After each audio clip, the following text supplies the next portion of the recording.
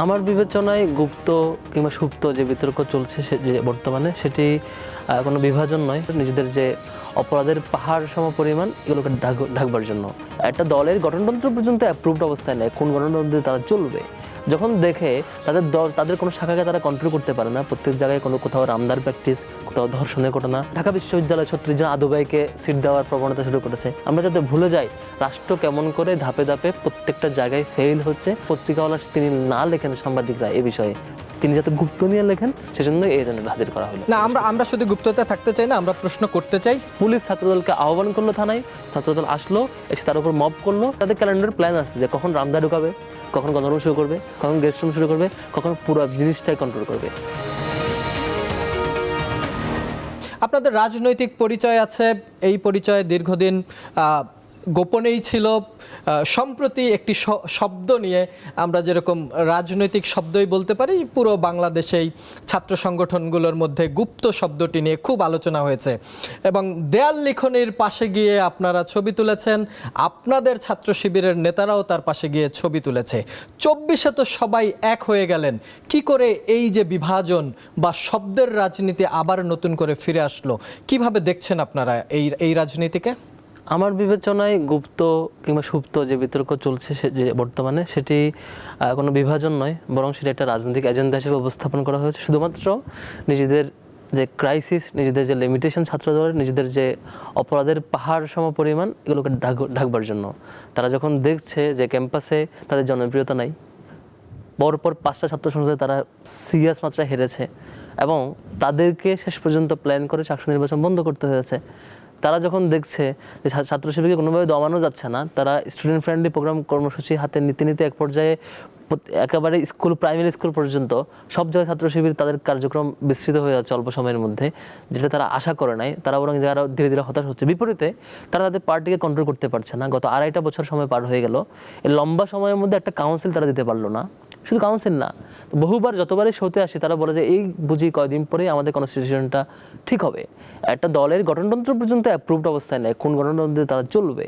যখন দেখে তাদের কোনো শাখাকে তারা কন্ট্রোল করতে পারে না, প্রত্যেক জায়গায় কোথাও রামদার প্র্যাকটিস, কোথাও ধর্ষণের ঘটনা, কোথাও হচ্ছে চাঁদাবাজির ঘটনা, শত শত কেস এরকম। শেষ পর্যন্ত মানে এই যে চাপাতি রামদা দিয়ে ঘটনা দেখেছেন গত কয়েকদিনে নেত্রকোনা মেডিকেল কলেজে, এই যে গেস্ট রুম নেওয়া, কান ধরে উঠবোস করানো শিক্ষার্থীদেরকে, এই ধরনের কেস দেখেছেন।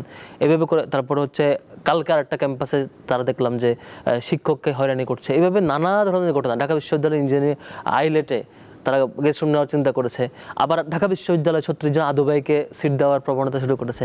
এই সামগ্রিক কার্যক্রমে যখন তারা শিক্ষার্থীদের কাছ থেকে বিচ্ছিন্ন হয়ে যাচ্ছে, যেটা পোস্ট অগাস্ট পিরিয়ডে আপনি দেখবেন ডাকসু সহ অন্যান্য ইলেকশনে ছাত্রদল কিছুটা ভোট পেয়েছে, অর্থাৎ শিক্ষার্থীদের কিছু অংশ তাদেরকে গ্রহণ করতে চেয়েছিল, অল্প কিছু সংখ্যক অংশ। তো এখন যখন তারা দেখছে এখন সেই সংখ্যক শিক্ষার্থীরাও তাদের কাছে দূরে সরে যাচ্ছে, তখন তারা একটা এজেন্ডা হাজির করলো। সেই এজেন্ডা হচ্ছে গুপ্ত এবং সব জায়গায় লিখো, ঝামেলা করো। শিবির যখন রিয়েক্ট করলো না, চট্টগ্রামে আরও অনেক জায়গায় রিয়েক্ট না করার পরে তারা ছোটো ছোটো ইস্যুতে তারা সংঘাত তৈরি করবার চেষ্টা করলো, যেটা চট্টগ্রামে দেখেছি যে শেষ পর্যন্ত রামদা দিয়ে শিবিরে পূর্ব ঘোষিত বিক্ষোভ মিছিলে আক্রমণ করা হইলো। ঢাকা বিশ্ববিদ্যালয়ে দেখেছি ভুয়া একটা ফটোকার্ড নিজেরাই ছড়িয়ে, সিরিয়াস মাত্রায় ছড়িয়ে, সরকারি ফ্যাক্ট চেকিং প্রতিষ্ঠান থেকে সেটি মিথ্যা প্রমাণিত হওয়ার পরও থানায় গিয়ে মাফ করা হইলো এবং ছাত্র শিবিরের সংঘাতে লিপ্ত হওয়ার মানে একটা সক্রিয় চেষ্টা তাদের মধ্যে আমরা লক্ষ্য করলাম। উদ্দেশ্য একটাই, এই বিতর্কে যাতে আমরা জড়াই, উদ্দেশ্য একটাই, আমরা যাতে তাদের চাঁদাবাজি, ধর্ষণ কিংবা খুন কিংবা ক্যাম্পাস দখল এগুলোর প্রতি খেয়াল না রাখি। আমরা যাতে ভুলে যাই রাষ্ট্র কেমন করে ধাপে ধাপে প্রত্যেকটা জায়গায় ফেল হচ্ছে। আমরা যাতে ভুলে যাই বিএনপি কেমন করে জুলাইয়ের ম্যান্ডেটের বিপরীত ভূমিকা রেখে দুদককে মোলা ঝুলিয়ে বসায় রাখলো। এখন পর্যন্ত দুদকের কোনো কার্যক্রমই নেই, সব বন্ধ হয়ে আছে। এরপরে কাকে দায়িত্ব দিবে কোনো সিদ্ধান্ত নাই। ব্যাংক খাত আবার লুটপাটকারীদের হাতে দিয়ে দেওয়া হলো। আমরা যখন এরকম খাতে খাতে প্রত্যেকটা জায়গায় এই ধরনের কাজ দেখি, আমরা যাতে সেই টপিক নিয়ে আলাপ না করি, আপনি যাতে শোতে সেই প্রশ্ন না করেন, সম্পাদকীয় কলমে যাতে পত্রিকাওয়ালা তিনি না লেখেন সাংবাদিকরা এ বিষয়ে, তিনি যাতে গুপ্ত নিয়ে লেখেন সেজন্য এই এজেন্ডা হাজির করা হলো। না, আমরা শুধু গুপ্ততা থাকতে চাই না, আমরা প্রশ্ন করতে চাই। ঢাকা বিশ্ববিদ্যালয় সহ বিভিন্ন ক্যাম্পাসেই ছাত্র দলের সাথে ছাত্র শিবিরের একটা মুখোমুখি অবস্থান তৈরি হচ্ছে। এইটা কি আদর্শিক দ্বন্দ্ব, আদর্শিক লড়াই, নাকি ক্যাম্পাস দখলের রাজনীতি বা ক্যাম্পাস কেন্দ্রিক সুবিধা? ধরেন আপনারা এই জুলাইয়ের পর থেকে ক্যাম্পাসের নিয়ন্ত্রণ অনেকটাই আপনাদের হাতে, আপনারা ডাকসুতে জিতেছেন। এখানে কি কোনো মানে লগ্নি করা ছাড়াই ব্যবসা হয় এরকম? আপনাদের পকেটেও কি খুব বেশি টাকা ঢুকেছে? দেখেন, মানে আপনি যেটা বলেছেন যে আদর্শের লড়াইটা হওয়া উচিত ছিল কিরকম, যে আপনি আপনার আদর্শকে সামনে নিয়ে আসবার জন্য নানা রকমের আয়োজন করবেন, যেখানে শিক্ষার্থীরা আসবে, সেটি দেখবে, আবার ছাত্র শিবিরও করবে, ছাত্র দলও করবে, ছাত্র ইউনিয়নও করবে, প্রত্যেকের আয়োজনগুলো অব্যাহত রাখবে এবং শিক্ষার্থীরা যারটার মন চায় রিসিভ করবে, প্রত্যেকে অবজার্ভ করবে, তার স্বাধীনতা আছে কোনটা রিসিভ করবে, যে কোনো একটাকে ওয়েলকাম করবে। আপনি আরেকজনের ডেমোক্রেটিক রাইটসকে কোনোভাবে ভায়োলেট করবেন না, এখানে হ্যাম্পার করবেন না, এটা হচ্ছে মিনিমাম জায়গা। আপনি আপনার কম্পিটিশন অংশগ্রহণ করবেন। কিন্তু 12ই ফেব্রুয়ারি নির্বাচনের পর থেকে আমরা একটা কমন প্যাটার্ন লক্ষ্য করেছি। আমি উদাহরণ দিই, পাবনার ঈশ্বরদীতে শিবিরের পূর্বঘোষিত বিক্ষোভ মিছিল, ছাত্রদলের কোনো কর্মসূচি ছিল না পূর্বঘোষিত, ওখানে ককটেল মারা হয়েছে ছাত্রদলের পক্ষ থেকে। কেন ভাই, আপনার যদি এখানে যাওয়ার ইচ্ছাই থাকতো, আপনি আগের দিন একটা কর্মসূচি সেখানে ঘোষণা দেন না, আমি কর্মসূচি ফিরিয়ে নিয়ে আসতাম। চট্টগ্রামে আগের দিন আমাদের ব্যানার ফ্যাশন টাঙানো ছিল সরকারি সিটি কলেজে, তারা খুলে ফেললো। ছাত্র শিবিরের ওখানকার দায়িত্ব ছিল, সেটি অভিযোগ আকারে অধ্যক্ষ বরাবর দেওয়ার জন্য গিয়েছে। কেন অভিযোগ আকারে দিচ্ছে, কেন মারামারি না করে ফর্মাল অভিযোগে যাচ্ছি, তারা খেপে গেল, আক্রমণ করলো ক্যাম্পাসের ভিতরে, বাইরে এসে আক্রমণ করলো। আমরা থামলাম না, আমরা এই মারামারিতে জড়াবো না, আমরা বরং একটা ডেমোক্রেটিক নিয়ম অনুযায়ী সংবিধান আমাকে যে অধিকার দেয় যে মিছিল করবো, আমরা একটা বিক্ষোভ মিছিল করি। 4টা বিক্ষোভ মিছিল আহ্বান করা হলো ছাত্র শিবিরের পক্ষ থেকে। সেই মিছিলে ছাত্রদলের কোনো কর্মসূচি, ওই রোডে কোনো কর্মসূচি ছিল না, ওই টাইমে কোনো কর্মসূচি ছিল না। আমার মিছিল রাউন্ড দিয়ে শেষের পথে পিছন থেকে এসে কেন আপনি রামদাদি আক্রমণ করবেন?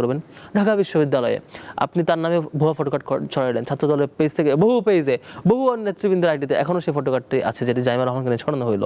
যার নামে ছড়িয়েছে আব্দুল্লাহ আল মাহমুদ, তিনি নিজে দাবি করেছেন যে আমার আইডি আপনি ফরেন্সিকে দেন। বিকেলবেলায়, দুপুর থেকে ছড়ানো হয়েছে, বিকেলবেলায় তিনি পুলিশের কাছে গিয়ে পুলিশকে বলছে আমার আইডি ডিজিটাল ফরেন্সিকে দেন, চেক করেন, অপরাধী হলে আমার বিচার করেন। আমি যদি এটা করে থাকি, আমি চ্যালেঞ্জ করলাম, আমি করি নাই। এর মধ্যে অনেকগুলো ফ্যাক্ট চেকিং প্রতিষ্ঠান প্রমাণ দিল যে এটা ভুয়া, এটা হয় নাই।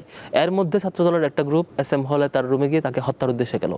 সেকেন্ড, আরেকটা গ্রুপ থানায় আসলো, যখন জানলো যে তিনি থানায় আসলেন, বিকেল থেকে 2-2.5 ঘন্টা অবধি পুলিশ তাকে থানায় বসিয়ে রাখলো, না জিডি নিল, না তার আইডি ফরেন্সিকে নেওয়ার জন্য কোনো প্রক্রিয়া গেল, বরং পুলিশ ছাত্রদলকে আহ্বান করলো থানায়, ছাত্রদল আসলো, এসে তার উপর মব করলো, তার সাথে থাকা শিক্ষার্থীদের আক্রমণ করলো। কি প্রুফ করে আপনি আগ বাড়িয়ে সংঘাত তৈরি করতে চান?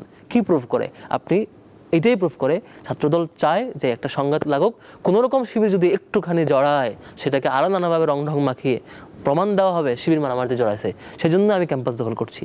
হ্যাঁ, তারা অপেক্ষাও করে নাই। তারা ভাবছিল ঢাকা ইউনিভার্সিটিতে আমরা মারামারিতে জড়াবো, তারা ভেবেছিল আমরা ঈশ্বরদীতে মারামারিতে জড়াবো, এক পর্যায়ে সে ইচ্ছে করে ক্যাম্পাস দখল করবে। তারা ওই ক্যালেন্ডার লিস্ট একটা ফাংশন করে না, কিন্তু পরের শিফটে সে জাম্প মারছে। কি জাম্প মেরেছে?